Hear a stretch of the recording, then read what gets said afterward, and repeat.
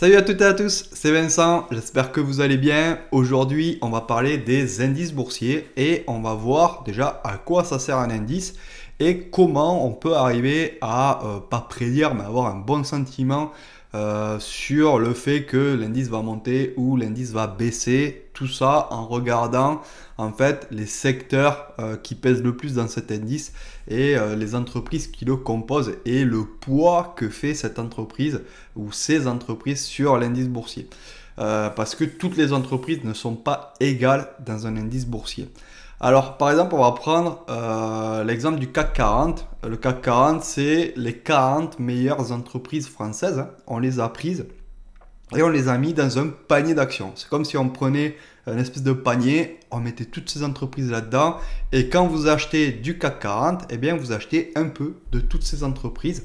Donc, vous achetez au final pas mal de secteurs.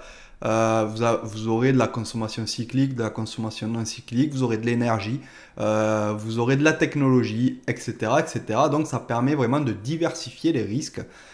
Si jamais, par exemple, vous aviez acheté du LVMH et qu'il y a un problème avec du fret ou je ne sais quoi, ou qu'il y a un confinement, eh bien voilà, l'action LVMH, elle peut chuter parce qu'il y a eu un problème avec, je sais pas, le fret maritime ou avec les usines, etc., etc. Voilà, vu que c'est de la consommation cyclique, LVMH, c'est quelque chose dont on n'a pas nécessité dans la société, eh bien, ça peut s'arrêter, j'ai envie de dire, du jour au lendemain, hein, même si c'est pas la réalité, mais c'est pour donner vraiment un exemple. Donc, vous avez un risque que cette action chute, par exemple, s'il y a un nouveau confinement. Alors que si vous investissez, par exemple, dans de la technologie, s'il y a un confinement, par exemple, ben, ça ne va pas forcément toucher le secteur de la technologie. Par exemple, comme des entreprises comme Zoom, etc., mais ça ne fait pas partie du CAC 40. Voilà, ça, ces entreprises, elles peuvent grossir, même s'il y a un confinement, parce que c'est quelque chose dont on a tous accès. Mais par exemple, si il y a un câble sous-marin qui est coupé de la fibre et que on n'a plus Internet pendant quelques jours, voilà, ces actions-là, elles vont chuter.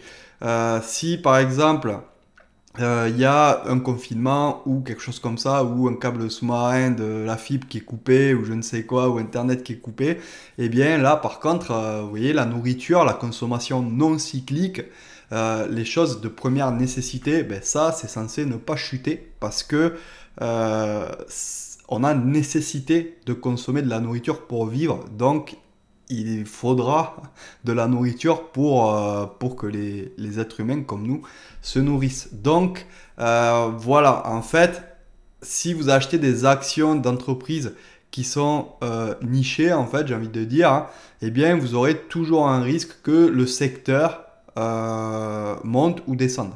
Alors que si vous achetez un panier d'actions, vous achetez un indice, eh bien, vous diversifiez un peu ces risques et vous placez un peu votre argent sur un peu tous les secteurs d'activité de la société.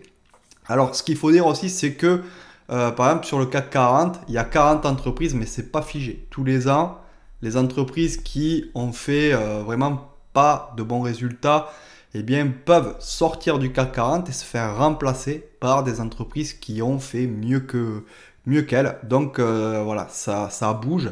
Et c'est ça qui est bien aussi dans un indice, c'est qu'on n'a pas besoin de vraiment surveiller les entreprises qui performent, qui sous-performent, etc. Parce que la bourse le fait, elle, toute seule. Elle gère les entreprises qui sont dans le CAC 40. Et pour vous, si vous avez acheté du CAC 40, ben, ça ne changera rien. Vous aurez toujours, en fait, l'entreprise qui va sortir va être remplacée par l'entreprise qui arrive. Donc, vous serez censé avoir toujours les 40 meilleures entreprises en portefeuille sur du CAC 40. Alors, on va regarder le SP500 hein, qui est un gros indice américain, tout le monde connaît. Alors, le SP500, lui, il représente 500 entreprises. C'est-à-dire que quand vous achetez du SP500, vous avez 500 entreprises dans votre portefeuille, hein, en théorie, parce que à l'intérieur de l'indice SP500, il y a 500 entreprises. Alors, c'est censé diversifier les risques, en théorie, Parce que, voilà, normalement, s'il y a 500 entreprises, eh bien, ce n'est pas seulement un secteur qui va être représenté, ça va être plusieurs. Et donc, si un secteur bien, a tendance à chuter, ben, en théorie, il y a un autre secteur qui va rattraper le coup. Mais c'est là qu'on va voir que c'est un peu plus complexe que ça, parce que toutes les entreprises n'ont pas le même poids. Et on va regarder, par exemple, sur l'indice, hein, on a un classement pour regarder combien en pourcentage représente cette action dans l'indice. Et on peut voir que Apple, par exemple, hein, eh bien, eux, ils représentent 7,62% de l'indice, alors qu'il y a 500 entreprises à l'intérieur. C'est énorme. Et regardez, après, la plupart, hein, alors on va dire, il y a les 2, 3, 4, 5, 6, 7, 8, 9, 10, 11, 12, 13, 14, 15. Voilà, il y a 15 entreprises, 14-15 entreprises qui représentent voilà, pas mal, hein, 7, 6, 3, 2, etc. Et ensuite, voilà, c'est que des 0, etc., etc. Voilà, c'est des petites... en fait, c'est des grosses capitalisations, mais les premières sont tellement énormes. Et on va regarder, là, c'est quoi? C'est Apple, Microsoft, Amazon, Nvidia, Alphabet. Donc voilà, ça, Apple, Microsoft, Nvidia, Alphabet, c'est vraiment des entreprises tech, hein, sur la technologie. Donc on peut voir que là, un gros pourcentage quand même de l'indice SP500, c'est représenté par la tech. Et si jamais on a une mauvaise news, hein, par Apple, hein, eh bien, vu qu'il pèse 7,62%, eh bien, il va falloir que beaucoup d'entreprises d'autres secteurs compensent, en fait. Et compensent en beaucoup plus, parce que soit beaucoup plus d'entreprises, soit beaucoup plus de gros chiffres, parce que voilà, c'est des secteurs qui pèsent énormément. Et ça, en fait, il faut vraiment en prendre conscience. Et pour en prendre conscience vraiment de la capitalisation des techs, etc., eh bien, on peut avoir des tableaux comme ceci. Alors, je vais essayer de dézoomer à peine un peu pour que ça soit un peu plus visible. Voilà, on peut avoir des tableaux comme ceci. Et là, en fait, c'est les secteurs, la place des secteurs que représente dans cet indice. Ici, dans ce carré, rectangle plutôt, eh bien, on a voilà, les 100% des secteurs que représente le SP500. Et on peut voir que la technologie, eh bien, elle représente beaucoup de tous ces secteurs. Donc, si la technologie flanche, par exemple, que je vous parlais au début de cette vidéo, si par exemple, il y a un problème avec Internet, eh bien, tout ce secteur-là, il va s'effondrer et ça va amener tous ces secteurs-là. Et ces secteurs-là, la santé, services, valeurs, etc., eh bien, ils ne sont pas assez gros pour contrebalancer en fait le secteur de la tech. Alors, tant que le secteur de la tech surperforme, c'est super. Et par exemple, ici, la technologie, on sait que si on surveille le secteur de la technologie, qu'il y a des bonnes nouvelles dans le secteur de la technologie, eh bien, on sait qu'il va entraîner tous les autres, même si par exemple il y a le secteur de l'énergie et matériaux de base qui sont pas terribles ou qui vont tirer le SP500 vers le bas, on sait que c'est pas grave parce que à eux deux, ça suffit pas. Ils n'ont pas assez de poids dans cet indice-là pour tirer l'indice vers le bas. Et même si, par exemple, on avait la consommation non cyclique, qui est la nourriture, etc., les marques, par exemple, de magasins qui étaient dans le rouge, les valeurs industrielles qui étaient dans le rouge, services aux collectivités qui étaient dans le rouge, l'énergie qui était dans le rouge, et que eux, ils étaient dans le vert, dans la technologie, eh bien, ça suffirait pas à tirer l'indice vers le bas et à le faire chuter. Donc, ça, il faut bien le comprendre. Donc, quand on a compris ça, ça sert à rien de s'intéresser à tous les secteurs, en fait. Donc, si on veut savoir si un indice boursier, par exemple, comme le SP500, il va monter ou il va baisser, ça sert à rien de s'intéresser à l'immobilier, par exemple, ou aux métaux de base, parce que on sait que même si l'immobilier, il fait par exemple une performance exceptionnelle et que la consommation cyclique, elle fait une petite chute, vu que l'immobilier la taille de ce secteur est trop petit par rapport à la consommation cyclique, eh bien, voilà, c'est trop petit pour, par exemple, faire monter un indice par rapport à un secteur qui est très gros. Donc, au final, on peut s'intéresser que aux secteurs principaux. Les secteurs principaux, c'est quoi? C'est la tech, la technologie. Donc, on sait que si Apple, par exemple, fait de très bons résultats, on va regarder, hein, Apple, si elle fait de très bons résultats, Microsoft, pareil, Nvidia, Alphabet, si on voit que ces entreprises-là, ben, elles surperforment, si on voit que, par exemple, ben, c'est dans le vert, elles montent, eh bien, ça ne sert à rien d'aller regarder en détail, par exemple, l'immobilier, les métaux de base, services, l'énergie, etc., etc. Parce que ça ne va pas changer la donne des petits secteurs comme ça qui baissent par rapport à un gros secteur qui pèse énormément dans l'indice. Il y a aussi des petites subtilités, hein. Il y a aussi le climat général des affaires, hein, la politique, etc., etc., qui peut tirer les secteurs. La politique, il faut faire attention parce que des fois, il y a des effets d'annonce et les marchés bien, peuvent bouger beaucoup.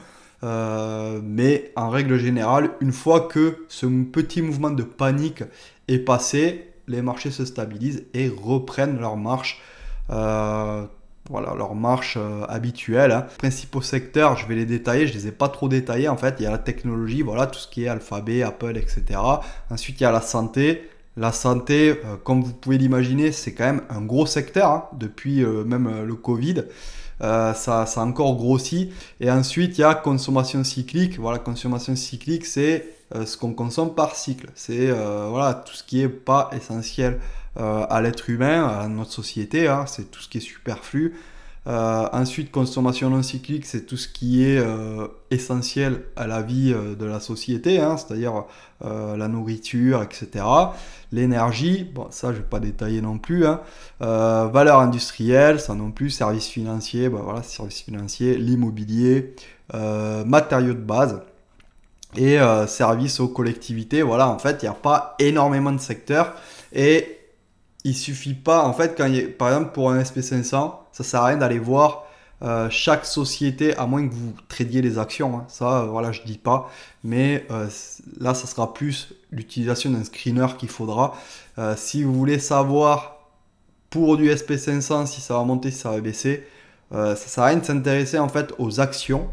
Il vaut mieux s'intéresser au secteur et regarder de quoi le secteur est composé et comment se comporte la globalité des actions en fait, et les résultats, etc., de ces entreprises qui sont dans ce secteur. Voilà, ça sert à rien de se prendre la tête à regarder les 500 actions, à lire les rapports financiers, etc., voir les résultats. Ça vous sera pas d'utilité, on va dire, si vous ne tradez pas les actions en elles-mêmes et si vous tradez le SP500.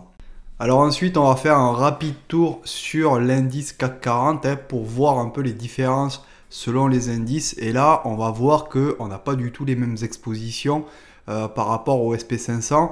Ici, sur le CAC 40, on va avoir LVMH qui va être en premier, hein, qui va représenter 12,88%.